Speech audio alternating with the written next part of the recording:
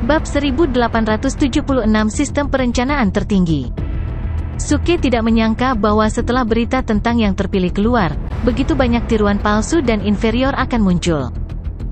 Menurut Anda, apa yang dikejar orang-orang ini? Hei, kamu tidak tahu. Kultivator yang pertama kali berbicara dengan Suke menjelaskan dengan penuh semangat, Istana Malam Abadi mengatakan bahwa siapapun yang dapat menemukan yang terpilih dapat menjadi murid Kaisar Abadi, dan Kaisar Abadi secara pribadi akan mewariskan kultivasinya untuk meningkatkan kultivasinya ke puncak dunia. Panggung yang mulia abadi. Jika dia beruntung, dia bahkan mungkin bisa menyentuh ambang Kaisar Abadi setengah langkah. Suke melirik pihak lain, Raja Abadi tingkat menengah, dan berpikir dalam hati, kamu ingin menyentuh ambang Kaisar Abadi setengah langkah dengan kebajikanmu? Bahkan seekor babi sepertimu bisa menjadi Kaisar Abadi. Petik 1. Jadi kalian semua datang ke sini untuk berpura-pura menjadi rekan Dao? Suke melihat sekeliling dan melihat setidaknya 100 pembudidaya berkumpul di sini. Apalagi, haruskah kita berpura-pura menjadi Sangguan Wanrong? Kultivator memutar matanya, Sangguan Wanrong itu adalah seorang wanita. Meskipun kita ingin memasuki Istana Malam Abadi, kita tetaplah pria yang pantang menyerah dan murni. Bagaimana kita bisa berpura-pura menjadi seorang wanita? Begitu suara itu jatuh, mereka berdua menyaksikan seorang kultivator langsung merapalkan mantra di tempat, langsung berubah menjadi sosok wanita, dan kemudian berjalan dengan angkuh menuju Istana Malam Abadi. Setelah beberapa saat, pembudidaya itu langsung dipukuli keluar istana dan dibuang ke pinggir jalan seperti sampah. Kamu benar, Suke menyeringai, Istana Malam Abadi juga memiliki metode deteksi. Tidak akan berhasil berpura-pura menjadi Sangguan Wanrong. Dia menoleh dan menemukan bahwa kultivator sedang memegang sekotak pemerah pipi dan dengan hati-hati mengoleskannya ke wajahnya. Suke tercengang, apa yang kamu lakukan? Aku mengamatinya dengan cermat barusan. Saudara laki-laki di depan gagal murni karena riasannya tidak pada tempatnya. Kultivator merias wajah dan berkata dengan percaya diri, saya mempelajari tata rias wanita di masa lalu, dan saya pasti akan terlihat lebih baik saat berdandan. Saya pasti bisa menyelinap masuk. Petik 2. Suke terkejut, bukankah dia mengatakan bahwa dia adalah pria yang pantang menyerah dan murni? Kenapa dia menyerah begitu cepat? Mengabaikan si idiot, Suke diam-diam meninggalkan antrean panjang. Dengan begitu banyak orang berkumpul di sini, bahkan jika dia pergi, tidak mungkin dia bisa membuktikan bahwa dia adalah mitra kultivasi Sangguan Wanrong. Dia sedang berpikir untuk menyelinap ke Istana Malam Abadi dan mencari kesempatan untuk langsung berteleportasi kembali ke kuil bulan suci. Dia sekarang menjadi juara kompetisi Elysium. Ketika dia kembali ke kuil bulan suci, dia akan bisa makan dan minum dengan baik, dan semua orang akan memperlakukannya dengan baik. Mengapa dia harus tinggal di tempat terpencil seperti domain surgawi Chengyuan? Dia merenung sejenak. Selain Eternal Night Palace, seharusnya ada tempat lain yang bisa dia kunjungi kembali, jadi dia memeriksa peta. Setelah lama mencari, dia tiba-tiba menyadari bahwa Docks Asteris The Western Heavenly Gate ini sebenarnya tidak memiliki susunan transportasi. Ini adalah kota utama Protektorat Surgawi Chengyuan, Gerbang Surgawi Barat. Berbicara secara logis, tempat ini seharusnya terhubung dengan baik, tetapi bahkan tidak ada susunan teleportasi. Suke tidak mempercayainya. Dia membalik peta itu berulang kali. Pada akhirnya, petanya hampir compang-camping, tapi dia masih tidak bisa menemukan susunan teleportasi. The Asterismen, tempat terpencil macam apa ini? Suke hampir muntah. Apa yang terjadi di tempat sialan ini? Pada saat ini, batu giok komunikasi di tubuhnya tiba-tiba bergerak. Suke mengeluarkan batu giok dan menemukan bahwa sebenarnya Budfest yang mengiriminya pesan. Keilahian memanggil saudara Achilles, keilahian memanggil saudara Achilles, kata Budfest dengan nada licik. Saudara Achilles, tebak di mana yang mulia sekarang? Bagaimana aku tahu di mana kamu berada? Jika kamu memiliki sesuatu untuk dikatakan, katakan dengan cepat. Suke berkata dengan marah, aku sangat marah sekarang. Alam surgawi Chengyuan ini bahkan tidak memiliki susunan teleportasi. Bahkan benua langit lebih baik dari tempat ini. Budfest berkata dengan heran, saudara Achilles, Anda juga berada di alam surgawi Chengyuan? Kamu juga di sini? Ya, saudara Achilles, saya akan memberi Anda alamat. cepat datang. Setelah beberapa saat, Suke tiba di tempat Budfest berada. Itu di luar sekte kecil. Begitu dia mendarat, dia melihat Budfest menjulurkan kepalanya keluar dari sekte tersebut. Ketika dia melihatnya, dia dengan cepat mengayunkan cakarnya dan berkata, "Saudara Achilles, kesini, kesini." Suke berjalan mendekat dan terkejut saat mengetahui bahwa Duan Jiude juga ada di sana. "Apa yang kamu lakukan di sini?" Duan Jiude mengelus janggutnya yang panjang dan berkata sambil tersenyum, "Saya punya cara sendiri. Saya tidak bisa mengatakannya, saya tidak bisa mengatakannya." "Oh, begitu." Suke mengeluarkan tongkat hitamnya dan meletakkannya di leher Duan Jiude. Duan Jiude tertawa dan dengan cepat menjelaskan, "Sebenarnya, wakil pemimpin fraksi dan saya telah menyiapkan susunan teleportasi pada kami masing-masing. Kami dapat memindahkan siapapun ke tempat yang lain." "Itu luar biasa," Suke berkata dengan heran, "kalau begitu cepat dan teleportasi aku kembali ke alam surgawi Yongzhen. Aku sedang terburu-buru untuk sampai ke gerbang surgawi tengah." Duan Jiude dan Budfest saling memandang. Kemudian, dia terbatuk dan berkata, "Saudara Achilles, seperti ini. Bukankah saya baru saja mengatakan bahwa kita dapat memindahkan salah satu dari kita ke tempat yang lain?" "Ya, benar. Apakah ada masalah?" kata Suke. Duan Jiude merentangkan tangannya dan berkata, "Lalu inilah masalahnya. Apakah kita bertiga berada di alam surgawi Yongzhen sekarang?" Suke terdiam. "Lupakan, aku seharusnya tidak mengandalkan dua idiot ini." Suke menghela nafas panjang dan menunjuk ke gerbang gunung kecil di sebelahnya. "Apa yang kamu lakukan di sini? Apakah kamu akan menyerbu gerbang gunung?" "Tidak, Brother Achilles. Anda tidak tahu, tetapi sekte ini sebenarnya memiliki bunga pemulihan jiwa 9 revolusi." Budfest tampak bersemangat. "Bukankah kamu mengatakan bahwa Xiao Rou mungkin telah kehilangan ingatannya?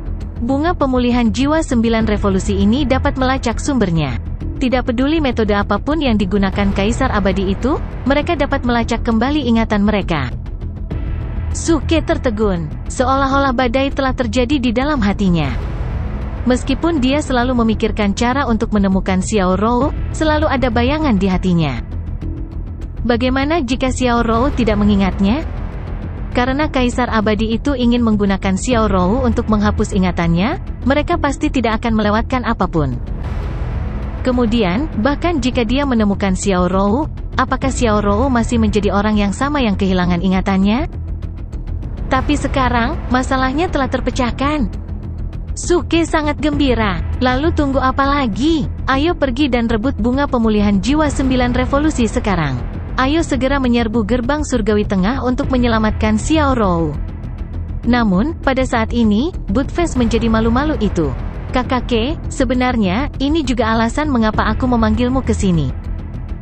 Ketika Suke melihat ini, perasaan tidak menyenangkan muncul di hatinya. "Apakah kamu memakan bunga pengembalian jiwa 9 revolusi? Bagaimana mungkin?" Budfest langsung membantah. Hanya saja pemimpin sekte telah mengikat jiwanya ke bunga pemulihan jiwa 9 revolusi. Selama dia masih hidup, bunga itu akan bersamanya. Jadi, kita mungkin harus mengakalinya. Aku sudah berkomunikasi dengannya. Seperti selama kita dapat membantunya melanjutkan sekte, dia akan memberi kita bunga pemulihan jiwa 9 revolusi.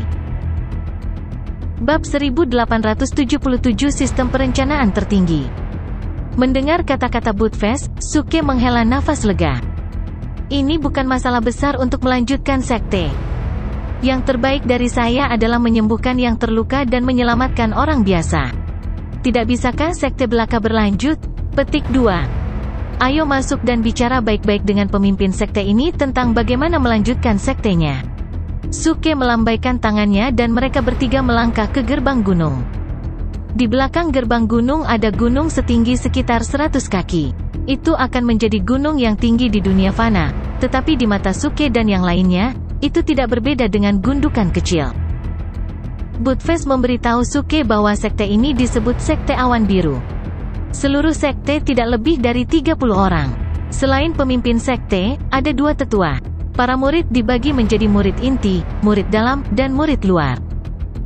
Suke menyeringai, sebuah sekte dengan kurang dari 30 orang sangat mewah. Benar-benar merepotkan. Pemimpin sekte mereka memiliki kultivasi tertinggi. Dia seharusnya berada di puncak panggung Raja Surgawi, kata Duan Jiude. Suke hanya bisa menggelengkan kepalanya. Apakah ada sekte yang lebih menyedihkan dari ini? Pemimpin sekte hanya berada di puncak panggung Raja Surgawi. Murid istana bulan suci manapun dapat mengalahkan pemimpin sekte ke tanah. Daripada mengatakan bahwa dia membantu pemimpin sekte untuk melanjutkan sektenya, lebih baik mengatakan bahwa dia membantu orang miskin. Saat mereka bertiga tiba di kaki gunung, seseorang sudah turun untuk menyambut mereka.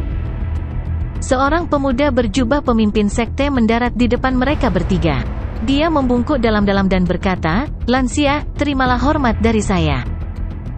Suke melambaikan tangannya dan berkata, "Sama-sama. Apakah Anda pemimpin sekte dari sekte Awan Biru?" "Ya, benar." Pria muda itu berkata dengan senyum masam, "Saya pikir Anda sudah tahu apa yang saya butuhkan. Saya tidak ingin mengancam Anda. Saya benar-benar terpaksa melakukan ini. Sekte kami tidak memiliki harta yang berharga. Hanya 9 bunga pemulihan jiwa revolusi adalah satu-satunya hal yang dapat diperdagangkan.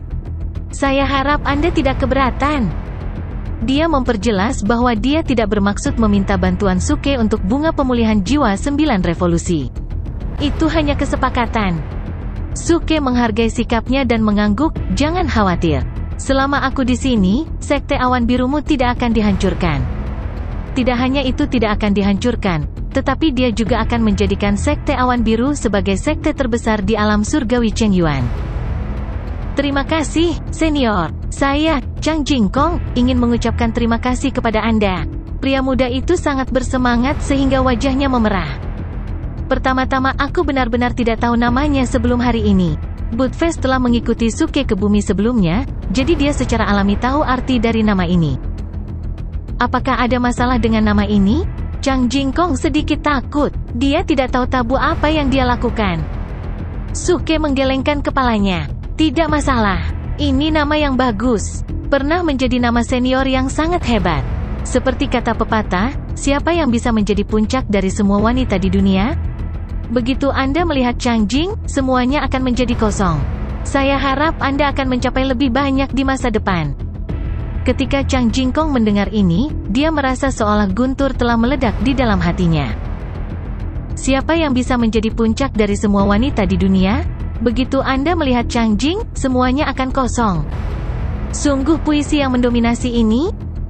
Senior memang senior. Kata-kata pertamanya adalah puisi yang luar biasa. Dia hanya tidak tahu siapa wanita ini. "Katakan padaku, bagaimana sektemu bisa terus ada?" Suke datang ke aula utama sekte dan menemukan tempat duduk yang nyaman untuk duduk. Meskipun sekte Awan Biru agak kecil, ia masih memiliki semua hal yang penting. Di puncak gunung yang tingginya kurang dari 1000 kaki, itu telah dibagi menjadi aula pertemuan, aula resepsi, dan puluhan aula fungsional. Tidak diketahui siapa yang melakukan pembagian tanah tersebut. Senior, karena kegagalan alam surgawi Chengyuan setelah kompetisi gerbang ilahi, Kaisar alam surgawi sangat marah. Chang Jingkong berkata dengan suara yang dalam, "Sekte kita lemah. Sayangnya, sekte lain telah memperhatikan kami. Mereka ingin mengambil alih sekte kami." "Itu bagus. Ini seharusnya menjadi perkembangan yang bagus untukmu," kata Suke dengan santai. Sejujurnya, jika bukan karena bunga pengembalian jiwa 9 transformasi, Suke akan menyarankan Master Chang Jingkong untuk menyerah begitu saja. Apa gunanya bertahan untuk sekte kecil dengan kurang dari 30 orang? Namun, Chang Jingkong berkata dengan benar, "Itu tidak mungkin. Sekte Awan Biru adalah fondasi nenek moyang kita. Kita tidak bisa membiarkan orang lain mengambilnya dengan mudah." "Jadi maksudmu adalah..." Setidaknya kita harus berjuang." "Baik, kamu juga tahu perasaanmu." Suke tiba-tiba penasaran, sekte Awan Birumu tidak memiliki harta atau gunung terkenal. Mengapa mereka ingin mengambil alih sektemu? Suke pernah mengalami sekte mengambil alih sekte lain sebelumnya. Namun, itu selalu demi keuntungan. Entah itu untuk mengumpulkan kekuatan atau untuk memperebutkan harta. Namun, alam surgawi Chengyuan berada di bawah kendali Istana Malam Abadi. Tidak peduli seberapa keras Anda mencoba, Anda tidak dapat bersaing dengan Istana Malam Abadi, yang dikelola langsung oleh Kaisar Alam Surgawi. Chang Jingkong tampak sedih dan menghela nafas. Sejujurnya, saya pernah memiliki kekasih masa kecil bernama Yuner. Kami tumbuh bersama, dan kami saling mencintai. Ketika kami masih muda, kami jatuh cinta dan memutuskan untuk mempercayakan hidup satu sama lain. Suke tercengang. Apa sih yang kamu lakukan? Saya bertanya tentang kisah sekte Anda. Mengapa Anda menceritakan kisah pubertas dan kisah cinta pahit Anda? Chang Jingkong berkata dengan marah. Kemudian, pemimpin sekte sialan dari sekte Matahari Terik mengizinkan putranya menggunakan kekuatannya untuk menindas orang lain dan memaksa Yun-Er untuk menjadi rekan kultivasinya. Yun-Er menolak, jadi dia ingin membunuhku. Yun-Er tidak punya pilihan selain setuju. Namun, saya tidak berharap dia menempatkan Yun-Er sebagai tahanan rumah. Pada saat yang sama, dia mengambil kesempatan ini untuk mengambil alih sekte Awan Biru. Benar-benar tak tahu malu sampai ekstrim. Petik 2. Suke sedikit mengangguk. Dia mengerti sekarang. Cinta hanyalah drama klise. Dia merenung sejenak dan tiba-tiba merasa bahwa Chang Jingkong lebih seperti tokoh utama daripada dirinya. Dia adalah seorang jenius muda, tetapi istrinya dicuri. Dia bertekad untuk bekerja keras. Pada saat kritis, dia tiba-tiba bertemu dengan Act of Saint. Bukankah ini template dari karakter utama? Chang Jingkong tidak bisa berhenti berbicara selama lebih dari 2 jam seolah-olah dia telah menemukan seseorang untuk diajak bicara. Maafkan aku kehilangan ketenanganku, kata Chang Jingkong dengan sedih. Chang Jingkong berkata dengan sedikit kekecewaan, sebenarnya, aku juga tahu bahwa sangat sulit untuk merebut kembali Yun-Er. Bahkan dengan bantuan beberapa senior, kemungkinannya sangat kecil. Kepala Sekte Sun yang sengit itu adalah eksistensi yang setengah selangkah ke tahap Kaisar Abadi. Iya, itu sangat berbahaya. Suke mengangguk, karena mereka akan segera mati. Chang Jingkong terdiam. Apakah senior ini melewatkan apa yang saya katakan? Bab 1878 Sistem Perencanaan Tertinggi. Chang Jingkong adalah pemimpin Sekte Blue Cloud Sekte saat ini.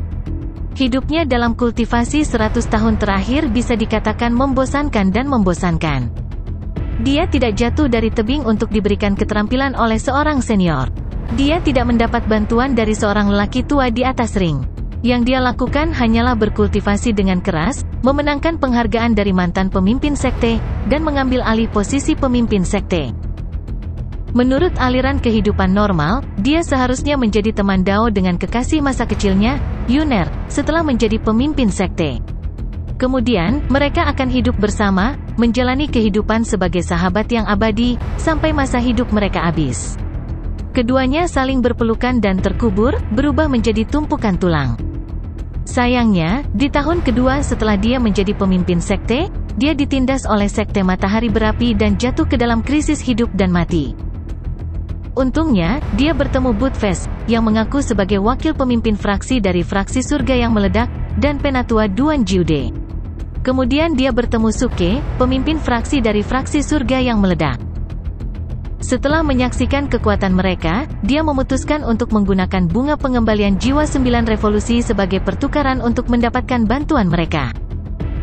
Bertahun-tahun kemudian, ketika Chang Jingkong melihat kembali kehidupannya, dia menyadari bahwa dia berada di persimpangan hidupnya dan membuat keputusan yang mengubah hidupnya. Namun, saat itu, dia hanya menganggap itu pilihan biasa. Karena kamu sangat percaya diri, aku lega. Chang Jingkong menyeka keringatnya dan tersenyum. Dia telah menyaksikan kemampuan aneh Budfest dan Duan Jiude. Meskipun dia ceroboh untuk meminta bantuan dari pemuda yang lebih muda darinya ini, dia tidak punya pilihan lain. Sekte Matahari Berapi adalah kekuatan yang mendominasi di area ini. Tidak peduli seberapa dekat mereka dengan Firi Sunsek, tidak ada sekte kecil yang berani membantu mereka. Bahkan jika Suke dan yang lainnya adalah penipu, Chang Jingkong harus masuk ke dalam perangkap. Tidak buruk, seleramu bagus. Suke menepuk pundaknya dan tersenyum. Mengapa kamu tidak bergabung dengan fraksi surga yang meledak? Sekte Matahari Api hanyalah sekelompok ikan dan udang busuk. Mereka bukan apa-apa di depan jutaan anggota fraksi surga yang meledak. Chang Jingkong menahan napas. Dia terkejut ketika mendengar jutaan anggota fraksi surga yang meledak. Tapi kemudian dia bereaksi, mungkinkah pemuda ini membual? Hanya ada beberapa sekte terkenal di alam surgawi Chengyuan. Dari mana fraksi surga yang meledak, yang memiliki jutaan anggota, berasal? Memikirkan hal ini, Chang Jingkong memandang Suke dengan tatapan aneh. Orang ini tidak mungkin penipu kan? Dia telah mendengar bahwa ada sekelompok pembudidaya yang mengaku sebagai sesepuh sekte dengan 1 juta anggota. Mungkinkah mereka bersekongkol dengan orang ini? Suke tidak peduli apa yang dipikirkan Chang Jingkong. Dia terus bertanya, "Old Chang, apakah Hall of Eternal Night satu-satunya tempat dengan lingkaran teleportasi di kota gerbang surgawi barat? Mungkinkah ada tempat lain yang memiliki susunan teleportasi tersembunyi yang belum kamu temukan?" Chang Jingkong menggelengkan kepalanya dan berkata, "Tidak mungkin, semua susunan teleportasi di kota gerbang surga barat ini dikendalikan oleh Istana Malam Abadi. Jika kita ingin pergi, kita membutuhkan Istana Malam Abadi untuk mengelolanya. Meninggalkan domain abadi tanpa izin adalah kejahatan." Suke terdiam. Apa yang dilakukan alam surgawi Chengyuan ini? Bahkan jika Anda ingin mengasingkan diri, Anda tidak harus membuatnya begitu serius, bukan? Chang Jingkong melihat bahwa Suke tidak terlihat ramah. Dia ragu-ragu sejenak dan berkata, "Sebenarnya, tidak seperti ini beberapa tahun yang lalu. Sepertinya sejak generasi murid baru dipilih, aturan ini dimulai. Apakah tidak ada cara lain selain mendengarkan pengaturan Eternal Night Palace?" Suke tidak menyerah dan bertanya. Chang Jingkong tersenyum dan berkata, "Ada. Artinya, senior, kamu bisa menghancurkan Istana Malam Abadi, atau kamu bisa menjadi murid utama Istana Malam Abadi. Dengan cara ini, kamu bisa memutuskan kapan akan menggunakan lingkaran teleportasi. Tapi saya khawatir hanya orang gila yang akan menggunakan metode ini, haha." Saat dia tertawa, suaranya perlahan menjadi lebih rendah karena dia melihat mata Suke tiba-tiba berbinar. Mata cerah itu dipenuhi dengan kegembiraan dan keinginan. Senior, aku hanya bercanda." Chang Jingkong merasa seolah-olah dia telah mengatakan sesuatu yang buruk. "Kamu tidak harus memasukkannya ke dalam hati." Sebelum dia bisa menyelesaikannya, Suke langsung menamparkan bahunya dengan keras. Matanya dipenuhi kekaguman. "Tidak buruk, Chang tua.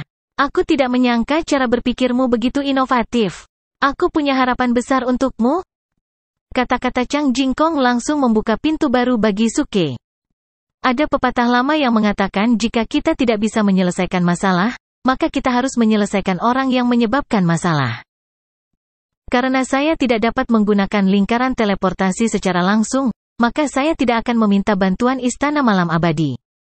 Sebagai gantinya, saya akan langsung mengganti Eternal Night Palace dan memiliki lingkaran teleportasi di tangan saya.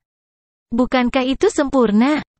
Chang Jingkong tidak menyangka kata-kata santainya akan membuat Suke berpikir bahwa dia orang gila. Sekte Awan Biru hanya memiliki sekitar 30 orang. Itu bahkan tidak cukup untuk melakukan pekerjaan serabutan di sekte besar. Namun, Suke sudah mengincar orang-orang ini. Apakah ada cara untuk berhasil mengendalikan Eternal Night Palace melalui orang-orang ini? Saat dia sedang berpikir, suara nyaring yang penuh dengan ejekan tiba-tiba meledak. "Chang Jingkong, sudahkah kamu memikirkannya? Tuan mudaku ingin kamu memberikan jawaban hari ini." Ekspresi Chang Jingkong langsung berubah jelek. "Orang-orang dari Sekte Matahari Berapi ada di sini. Silakan ikut denganku untuk bersembunyi sebentar." Menurutnya, meskipun para senior tampaknya cukup kuat, jumlah mereka terlalu sedikit. Mereka masih membutuhkan waktu untuk memikirkan bagaimana menghadapi Sekte Matahari Api. Jika mereka tiba-tiba muncul di depan orang-orang dari Virisun Sek, mereka pasti akan mengingatkan musuh. Suke menepuk pahanya, "Bagus. Aku, orang suci yang bertindak tangguh, akan membantumu memecahkan masalah sekarang." Setelah mengatakan itu, sosoknya bergoyang. Di bawah tatapan ngeri Chang Jingkong, dia tiba-tiba tiba di gerbang utama Sekte Awan Biru. Pada saat ini, seorang kultivator berbaju jingga cerah berteriak dengan wajah penuh penghinaan. Jubahnya disulam dengan pola matahari berapi menggunakan benang emas, yang menandakan identitasnya. "Chang Jingkong, jangan terlalu tak tahu malu. Anda ingin bersaing dengan tuan muda saya untuk pendamping kultivasi? Tidakkah Anda pikir Anda memenuhi syarat?" "Sialan, siapa Anda?" Bersendawa, tiba-tiba muncul di hadapannya. Dia sangat takut sampai dia bersendawa. Suke berdiri di depannya dan bertanya sambil tersenyum, apakah kamu murid dari Sekte Matahari Berapi? Ya, itu benar. Apa yang kamu inginkan? Aku memperingatkanmu, jika kamu berani menyerangku, Tuan Mudaku pasti tidak akan membiarkanmu pergi. Kultivator itu ketakutan dengan skill gerakan Suke. Dia menegang lehernya dan berpura-pura tegar. Suke menganggukkan kepalanya, tepat pada waktunya. Kembalilah dan beritahu tuan mudamu bahwa aku akan menghancurkan Sekte Matahari Berapi dalam 15 menit. Katakan padanya untuk membasuh lehernya hingga bersih dan menunggu kematiannya. Chang Jingkong yang baru saja sampai di pintu masuk merasa hidupnya suram saat mendengar hal tersebut. Aku celaka, penolong yang akhirnya kutemukan ternyata orang gila. Langit ingin aku mati. Bab 1879 Sistem Perencanaan Tertinggi. Para pembudidaya Sekte Matahari Terik terbiasa mendominasi di gerbang surgawi barat. Tiba-tiba bertemu dengan pria sombong seperti Suke, kesombongan mereka melemah.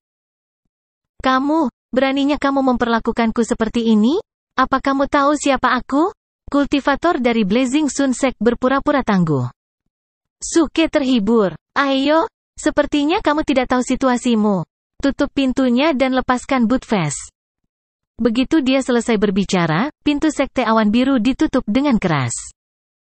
Hahaha, dewa ini datang. Sebelum para pembudidaya Sekte Matahari Terik dapat bereaksi, mereka mendengar ledakan tawa arogan. Mereka melihat seekor anjing besar dengan ekspresi arogan turun dari langit dan duduk di salah satu kultivator. Beraninya kamu? Beraninya binatang iblis menyerang seorang pembudidaya sekte kita? Pergi ke neraka. Para pembudidaya di sekitarnya terkejut dan menggunakan teknik surgawi mereka untuk menyerang Bootfast. Karena kultivator manusia memiliki pengaruh yang luas, ditambah dengan restu dari hukum surgawi, kecepatan kultivasi manusia sangat cepat. Binatang iblis hanya bisa mencapai alam raja surgawi setelah berkultivasi selama ribuan tahun. Pembudidaya manusia berbeda. Mereka yang sedikit lebih berbakat akan langsung mencapai alam perdana surgawi, dan mereka bahkan akan mampu bertarung dengan luar biasa. Hal ini menyebabkan status binatang iblis yang sangat rendah di benua awan surgawi. Mereka akan digantung dan dipukuli kemanapun mereka pergi. Para pembudidaya dari Blazing Sun Sect sama sekali tidak menganggap serius Bootfast. Chang Jingkong yang melihat pemandangan ini mau tidak mau menjadi sedikit khawatir. Senior, para pembudidaya dari Sekte Matahari Terik sangat kuat. Mengapa Anda tidak membiarkan saya pergi dan mendukung mereka? Dari saat dia memutuskan untuk mencari bantuan dari Suke, dia telah memutuskan untuk benar-benar memutuskan hubungan dengan para pembudidaya Sekte Matahari Terang. Mendengar permintaan Chang Jingkong, Suke melambaikan tangannya.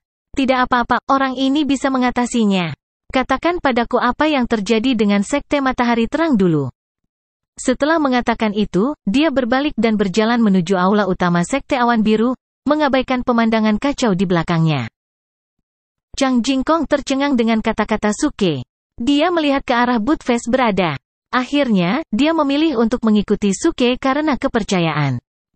Meskipun Sekte Awan Biru tidak menempati area yang luas, ia memiliki semua hal yang penting. Semua yang dibutuhkan Sekte, tidak peduli bagaimana orang melihatnya, dapat ditemukan di sini. Sepanjang jalan, Suke hanya memiliki satu penilaian di dalam hatinya. Betapa tragisnya. Hanya ada beberapa lusin orang di seluruh sekte. Bahkan rumah-rumah di gunung tidak terisi penuh. Sejauh mata memandang, seluruh sekte tampak mati. Jika bukan karena fakta bahwa dia kadang-kadang bisa melihat beberapa pembudidaya terbang melintasi langit, Suke akan curiga bahwa Chang Jingkong adalah satu-satunya yang tersisa di seluruh Sekte Awan Biru. Berdiri di puncak gunung dan bermandikan angin sepoi-sepoi, Suke merasakan relaksasi yang langka. Meskipun tidak banyak orang di sini, harus dikatakan bahwa itu adalah tempat yang damai. Dia tidak tahu kapan itu dimulai, tapi dia telah bertarung tanpa henti dari satu tempat ke tempat lain tanpa ada waktu istirahat. Sempurna, aku akan menggunakan Blazing Sun Sect untuk menghibur diriku sendiri. Suke menarik napas dalam-dalam dan menatap Chang Jingkong di belakangnya. Apakah kamu sudah menyiapkan informasinya? Chang Jingkong sudah lama menunggu. Mendengar kata-kata Suke, dia dengan cepat berjalan dan berkata, ya, semuanya ada di gulungan giok ini. Suke mengangguk. mengambil gulungan batu giok dan membaca isinya dengan jiwanya. Beberapa saat kemudian, dia meletakkan gulungan batu giok itu. Semua informasi tentang Blazing Sun Sect sudah ada di benaknya. Sekte di wilayah surgawi anggota dibagi menjadi 3 peringkat. Sekte Matahari Terik dan Sekte Awan Biru keduanya adalah sekte peringkat ketiga.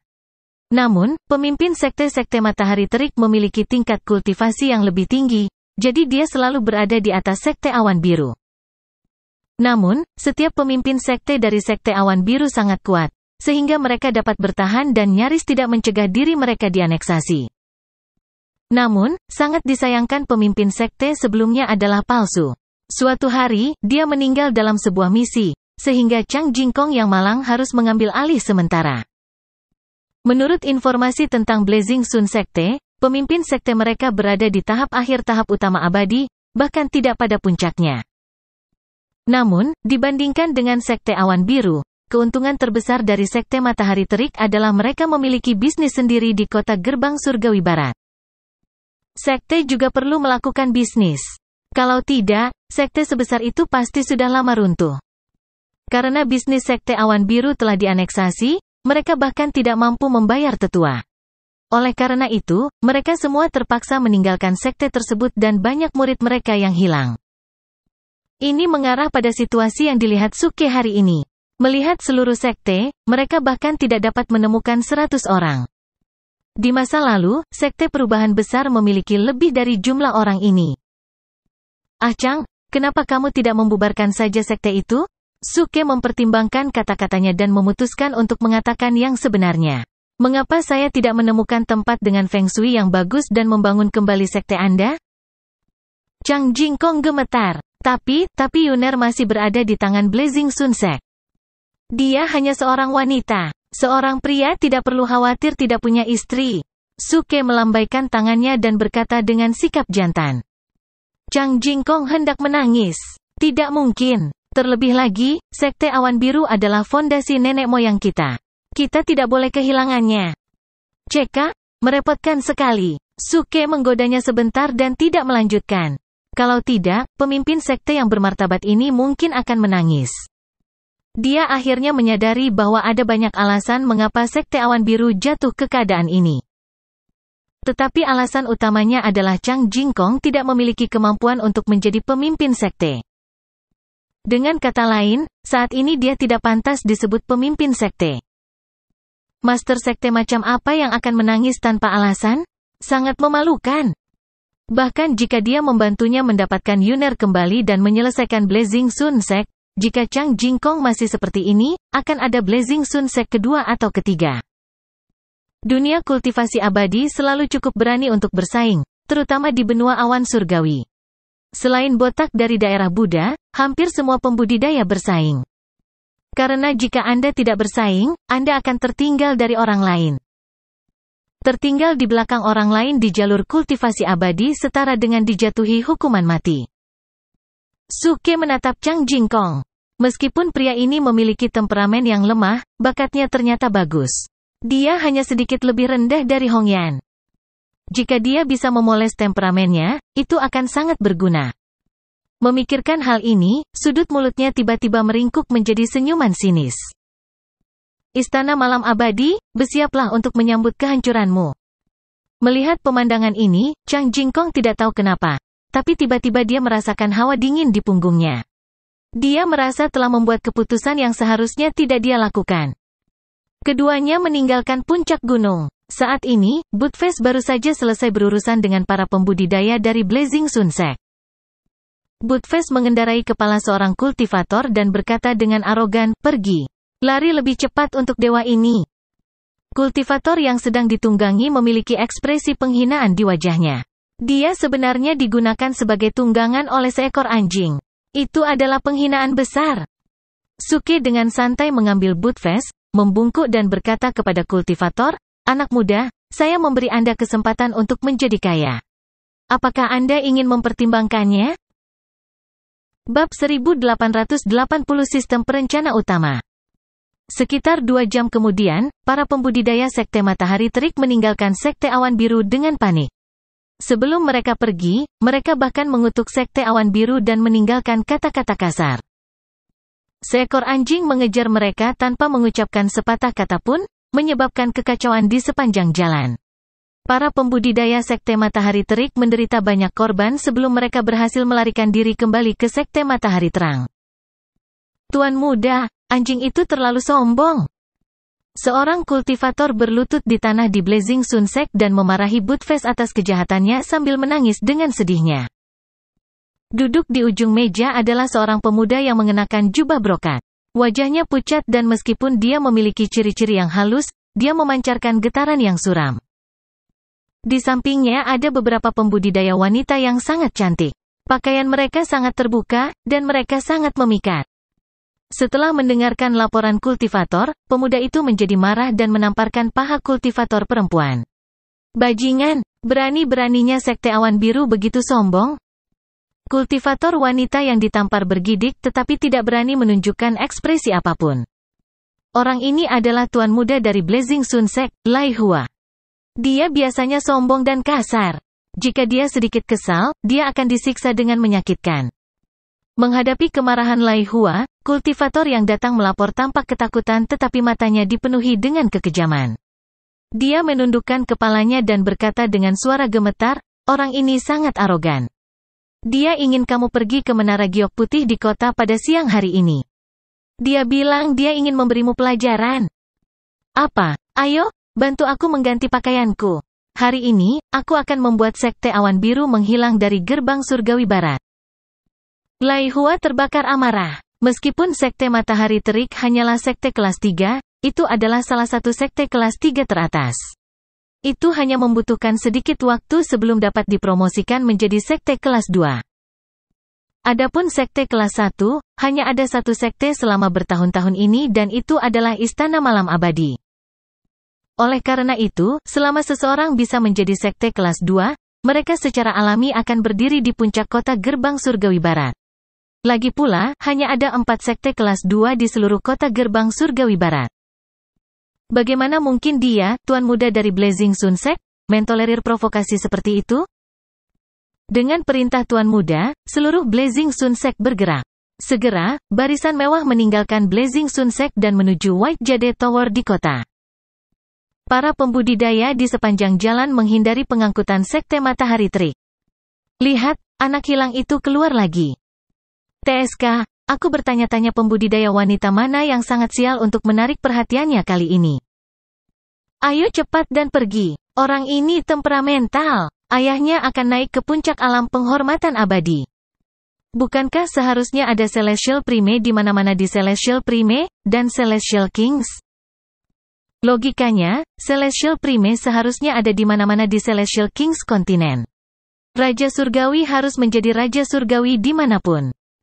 Namun nyatanya, ini adalah kesalahpahaman tentang kekuatan sebenarnya dari benua awan surgawi.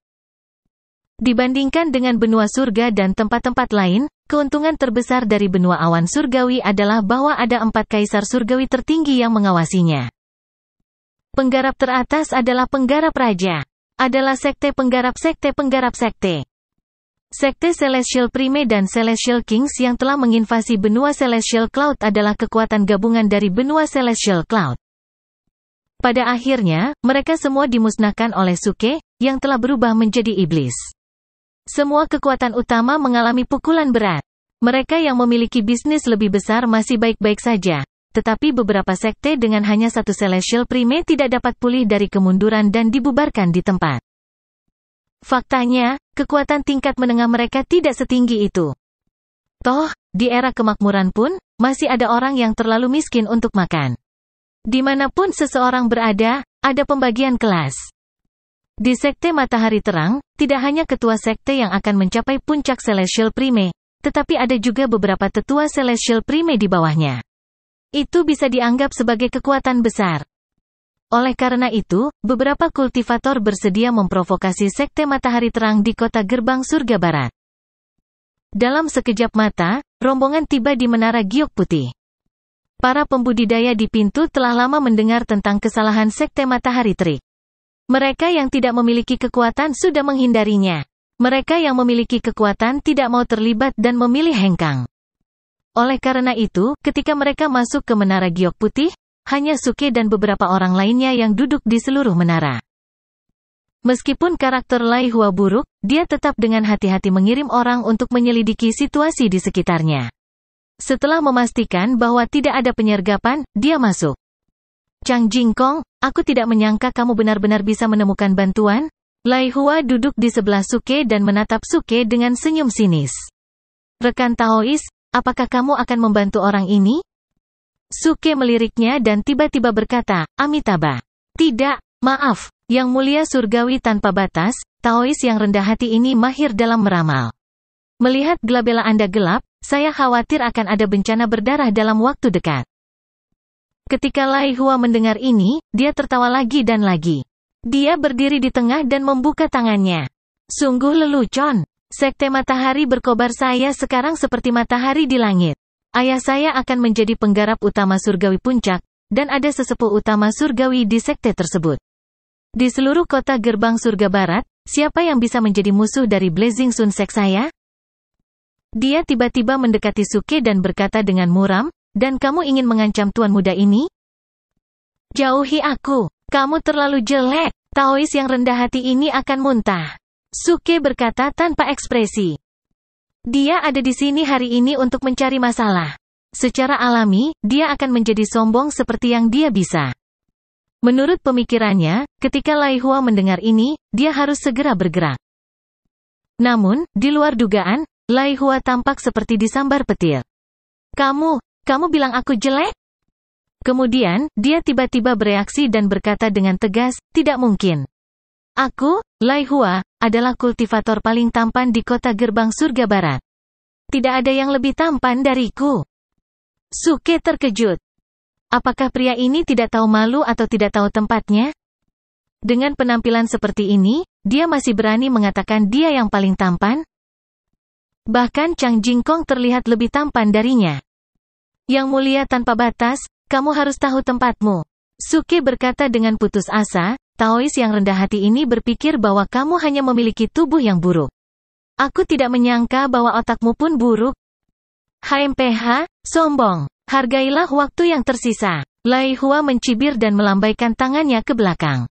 Penatua Chen, mari buat orang-orang ini tinggal di sini selamanya. Seorang lelaki tua mengenakan jubah abu-abu menanggapi. Aura dari Yang Mulia Abadi tingkat menengah terungkap dengan jelas. Melihat hal tersebut, Chang Jingkong panik. Senior, ayo cepat dan kabur. Orang ini adalah tetua hukuman dari Sekte Matahari Sengit. Kultivasinya tinggi dan kekuatan tempurnya sangat kuat.